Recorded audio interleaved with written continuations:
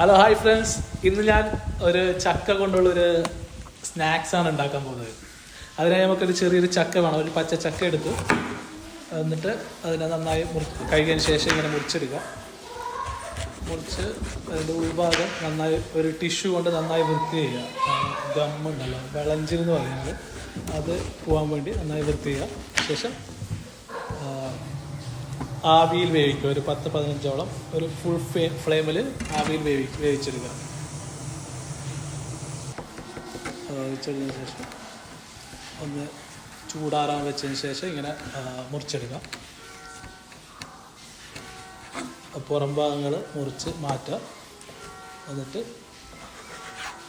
ഉള്ളിൽ ചക്കക്കുരുവോടക്കം സ്ക്വയർ ആകൃതിയിൽ മുറിച്ചെടുക്കുക.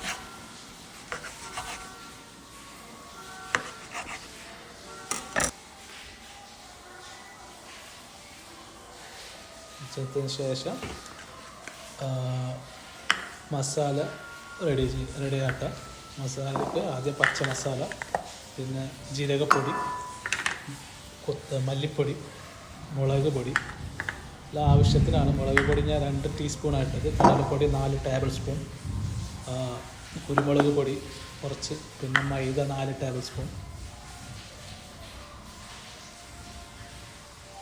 അത് ചെറുനാരങ്ങ നന്നായി പിഴിയുക.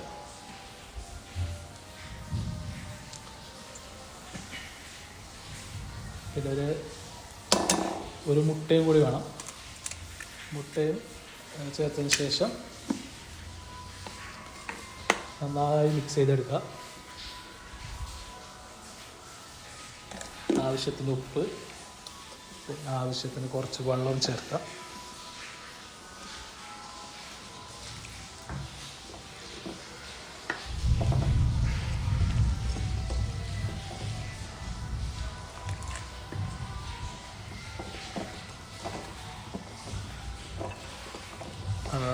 ചക്ക പൊരിക്കാനുള്ള പാകത്തിന് മിക്സ് ചെയ്തെടുക്കുക. ആവശ്യത്തിന് വെള്ളമൊക്കെ ചേർത്ത് മിക്സ് ചെയ്തെടുക്കുക. മിക്സ് ചെയ്തതിന് ശേഷം നമ്മൾ മുറിച്ച് മാറ്റി വെച്ച ചക്ക ഇതിലേക്ക് ആഡ് ചെയ്യുക.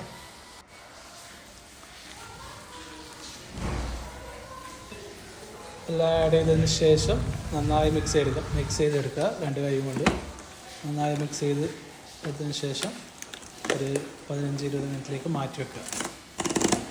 മസാലയൊക്കെ ശരിക്കും ചക്കയിലേക്ക് പിടിക്കാൻ വേണ്ടിയിട്ടാണ് മാറ്റി വെക്കുക. എന്നിട്ട് എണ്ണയിൽ നന്നായി പൊരിച്ചെടുക്കുക, നല്ല ക്രിസ്പിയായി പൊരിച്ചെടുക്കുക. പൊരിച്ച് എനിക്ക് വളരെ ഇഷ്ടപ്പെട്ട റെസിപ്പിയാണിത്. നല്ലൊരു സ്നാക്സാണ്. അത് കഴിച്ചതിന് ശേഷമാണ് ഈ വീഡിയോ ചെയ്യുന്നത്. ഇത് ഒരു കെച്ചപ്പിനോടൊപ്പം കഴിക്കാൻ വളരെ രുചിയേറിയൊരു സ്നാക്സാണിത്. നിങ്ങളും ട്രൈ ചെയ്യും.